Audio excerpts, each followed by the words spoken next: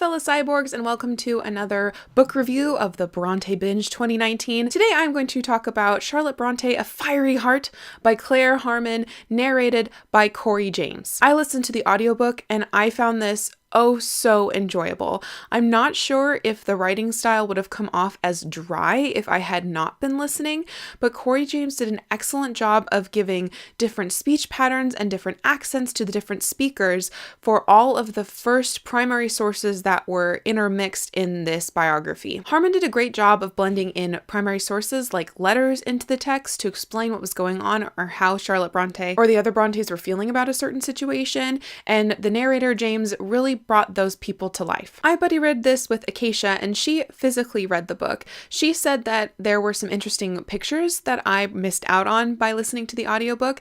She found this dry, so I'm not sure if this narrator was just amazing or if this was more in my taste than Acacia's, but take that information with a grain of salt. One thing about this biography that I was really interested in, but that was an unpleasant surprise to Acacia, is that though this is labeled Charlotte Brontë, Fiery Heart, the UK subtitle is A Life. I don't understand why the American subtitle changed to A Fiery Heart, as if we only read sensational things and Charlotte Brontë is boring unless we say it's about her fiery heart. I don't understand. It annoys me. So the title is Charlotte Brontë, but this is actually more of an overall, the entire Brontë family, at least from Charlotte's father, Patrick, and her other siblings. I knew this going in and was really excited to hear about everybody else. The thing about the Brontës is that they were such an insular family that you really can't separate one's experiences completely from the other. Everybody was so distinctly bound to the Brontë parsonage. It's just crazy to think about them not as a family unit. However, this book, which was quite interesting given that I have read 6 out of the 7 Brontë novels, that it talked about the different stories, the themes within the story, as well as when they were written and the situations in which they were written. But the problem is that though I have read all of Charlotte's work and distinctly made the decision to read this biography after finishing the final Charlotte work that I had yet to read, I had yet to finish the 7 Brontë novels, so I got spoiled by Agnes Grey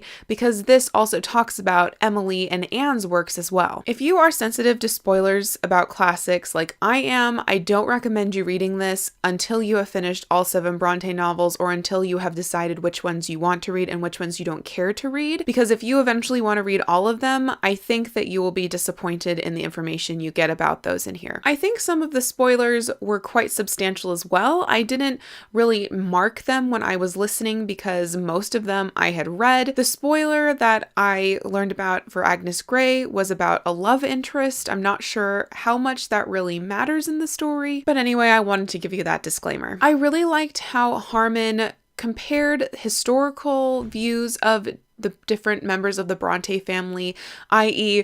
the views of the Brontë family, specifically the Brontë men, Patrick and Branwell, from Elizabeth Gaskell's biography that was written very soon after Charlotte Bronté's death, with what we think is actually going on nowadays. It's well known that Patrick and Branwell were vilified in the Gaskell biography, so Harmon does a good job of making them more like flawed people and rather just the evil dude villains in Charlotte's life. I also think that Harmon did a good job of not being totally Team Charlotte when Charlotte did something not quite right or a little bit strange. She definitely didn't hide that. This wasn't a romanticized biography. This really helped bring the different Brontë family members to life and give me a really good overview, but with quite a number of details about what happened in their lives. This was overall just incredibly interesting. I can't believe everything that happened to them in the limited lifespans that they had, and it's insane to think about all of those wonderful minds just being snuffed out really early. I'm not sure if we would be quite so fascinated with the Brontës had they not all died really young and also been really great authors all on their own, at least the 3 sisters. I think the fact that the family died really young is one of the reasons why they are so sensational. I think people just kind of like to hear about those tragic, famous stories. What's your opinion on that? Because I'm not 100% sure, but I feel like that adds adds to the mystique of the Brontes. So overall, I highly recommend this biography if you have read the 7 Bronte novels or don't care to be spoiled with them.